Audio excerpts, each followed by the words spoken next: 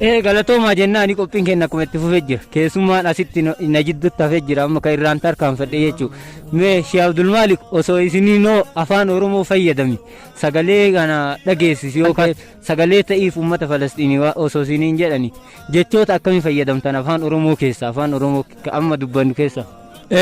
أولا السلام عليكم ورحمة الله وبركاته. إذن جرى وردفتوني يوتيوب نايف عمر وصوفان أورمو فيدمي أمة فلسطين كان ديجا نانجاني أمة فلسطين يا ربي تمسيف أمة فلسطين يا ربي كارقاري جده كانوا ما في وان كان فكاتنين إفسودان ده اتيان سودان وروتا أني بقى جويا أيانا عيد الفطر وقاكم توقف في إب أفوري في أفوريتين بقى سنين جاي جدا أكاسما وروتا مركز بيفتو بري hunduma keessaniinuu baga rabbiin isin gahe jedha akkasuma hordoftoota muslimtoota mara isaaniitiinuu baga rabbiin isaaniin gahe amaamaa kana wanti nu akkatti uffanneef deeggarsa ummata Filistiin warroota muslimtoota achi keessatti argamanii fi warra achi keessatti miidhamaa jiran isaan deeggaruudhaaf amaamaa kan uffanne qaama fi yaada maraanuu waa maraanuu bira jira rabbi isaan haa tumsu jennaani wassalaamu alaikum warahmatullahi wabarakaatu.